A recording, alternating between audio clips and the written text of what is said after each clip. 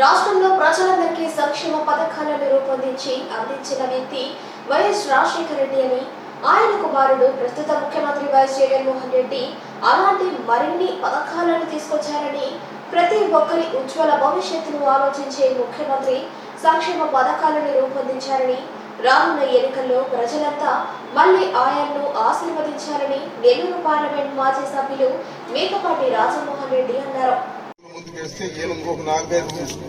దాదాపు అన్ని అడుగులు. ఎందుకంటే ఉదాహరణకి చిన్న బిడ్డలకి రాజశేఖర రెడ్డి గారి వల్ల అసలు చంద్రబాబు ఏ కార్యక్రమం చేసిన పాపాల వల్ల 14 ఏళ్లు ముఖ్యమంత్రిగా ఉండడే గాని అతను చేసింది ఏది ఒక పుణ్యకార్యం ఒక్కటి కూడా లేదు.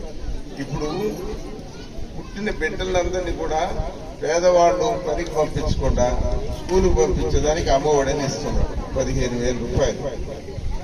తర్వాత ఆ పిల్లలకు పోయిన పిల్లలకి స్కూల్కి పోవడానికి డ్రెస్సులు, బూట్లు, సాక్స్, పుస్తకాలు, స్కూల్కి పోతే మధ్యాహ్నం పూట భోజనం, పౌష్టికాహారం అన్ని చేస్తున్నాడు. పిల్లలు బాగా చదువుకునేదానికి అవకాశం కల్పిస్తున్నాడు. ఆ స్కూల్లో కూడా ఎంత బాగా చేశారు. నాడు నేడు కింద స్కూళ్ళన్నీ బాగా చేశారు. బెంచీని కొత్తగా వేశారు, ఫ్యాన్లు పెట్టారు, టాయిలెట్స్ కట్టించారు. అంతకుముందు మరుగుదొడ్లంటూ లేకపోయా. అసలు ఆడపిల్లలకైతే చాలా కష్టంగా ఉండే. అటువంటి పరిస్థితులు ఇప్పుడు అందరికి టాయిలెట్స్ అవన్నీ కట్టించి చదువు తెప్పిస్తున్నాడు. తర్వాత ఇంజనీరింగ్ పెద్ద చదువు చదివే వాడికి ఫీజు రీయింబర్స్మెంట్ మొత్తం ఇస్తున్నాడు. తర్వాత వాడికి భోజన వస్తువులు కూడా కల్పిస్తున్నాడు. ఇట్లా ఒకటి కాదు, రైతు భరోసా కేంద్రాలు గ్రామంలోనే పెట్టాడు. సచివాలయాలని ప్రతి గ్రామంలో ఎన్ని బిల్డింగ్స్ వచ్చాయండి. ఇప్పుడు సచివాలయాల బిల్డింగ్లు, రైతు భరోసా కేంద్రాలు, విలేజ్ క్లినిక్లు, డాక్టర్లు వచ్చి మనం విచారించడం, మన ఆరోగ్యం ఎట్లుందో చూడడం, ఇన్ని గొప్ప కార్యాలు చేశాడు. 5 సంవత్సరాలు, ఇంకా 5 సంవత్సరాలు పూర్తి కాల, 4 సంవత్సరాల 10 నెలలు అయింది, 58 నెలలు, ఇంకా 2 నెలలు పూర్తి కావాల్సి ఉంది. మరి అతను 14 సంవత్సరాలు ఉండి చంద్రబాబు అది ఏ ఒక్క కార్యక్రమం కూడా చేయలేదండి. మరి అటువంటి అన్యాయస్తుడు అతను, పరమ అన్యాయస్తుడు ఆ చంద్రబాబు. వాడు మామకే బిడ్డనిచ్చినట్టు కూతుర్నిచ్చి పెళ్లి చేస్తే ఆ ఎన్టీ రామారావుని వెన్నుపోటు పొడిచి చంపినట్టు దరిద్రుడు, పరమ దరిద్రుడు అతను చంద్రబాబు. నిజంగా చెప్పాలంటే అటువంటి మహాశయుడు మళ్ళా తగుదనమ్మంటా వచ్చి నాకు ఓట్లు వేయమంటున్నాడు. జగన్ మీద ఏదేదో బురద చల్లుతున్నాడు. జగన్మోహన్ రెడ్డి మీద బురద విపరీతంగా చల్లుతున్నాడు. ఉండే టీవీలన్నీ వాళ్ళయి, పత్రికలన్నీ వాళ్ళయి, పైసలు దండిగా ఉన్నాయి వాడి చేతిలో. ఆ విధంగా ఇప్పుడు మళ్ళా అక్కడెక్కడెక్కడి నుంచో బ్రెజిల్ నుంచి ఈ డ్రగ్స్ తెప్పించారట విశాఖపట్నం పోర్టులో. అవి వాళ్ళే తెప్పించినట్టున్నారు. అది రేపు చేస్తుంది, సిబిఐ ఎంక్వైరీ చేస్తుంది, అది ఎవరైనా తేలుస్తారు. కానీ ఆ తేలి లోపలనే మన మీద నెప్ప వేస్తాం, జగన్మోహన్ రెడ్డి మీద నెప్ప వేస్తాం. అంత అన్యాయస్తుడు అతను చంద్రబాబు. అందుకొరకు దయచేసి అందరూ అసలు ఓటు అడగడానికి అర్హతే లేదు ఆ చంద్రబాబు. 14 ఏళ్లు ముఖ్యమంత్రిగా చేసి ఒక్క మంచి కార్యక్రమం నేను చేశానని చెప్పుకోవడానికి లేదు.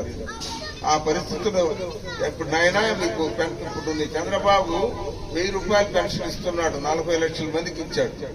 ఇప్పుడు చంద్రబాబు టైంలో ఎన్ని పెన్షన్లు వచ్చినాయి ఈ గ్రామంలో? ఇప్పుడు జగన్మోహన్ రెడ్డి టైంలో ఎన్ని పెన్షన్లు వస్తున్నాయి ఎవరైనా చెప్పగలరా? లక్ష్మీరెడ్డి ఎవరైనా చెప్పగలరా? ఈ ఊర్లో ఎన్ని పెన్షన్లు వస్తున్నాయి? మొన్న 19 వరకు, ఇప్పుడు ఎన్ని వస్తున్నాయి? ఆయన 40 లక్షల మందికి పెన్షన్లు ఇస్తే ఇప్పుడు జగన్మోహన్ రెడ్డి 66,36,000 మందికి ఇస్తున్నాడు. అంటే జగన్మోహన్ రెడ్డి వచ్చిన తర్వాత ఇంకొక 26,36,000 మందికి ఎక్స్ట్రా ఇస్తున్నాడు. అది 3,000 ఇస్తున్నాడు.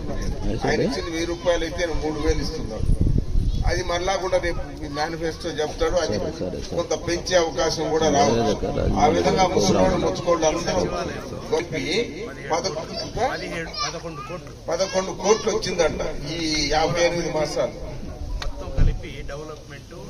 మొత్తం కలిసి 17 కోట్ల దాకా ఇచ్చారట.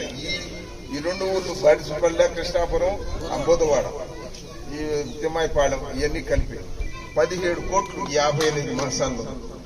అందువల్ల మంచి మనసున్న వ్యక్తి అబ్బాయి. 50 సంవత్సరాలే అతనికి వయసు.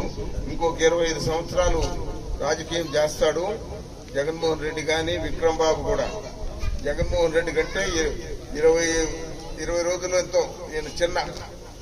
గౌతమ్ ఏమో జగన్మోహన్ రెడ్డి కంటే 1-3 నెలలు పెద్ద.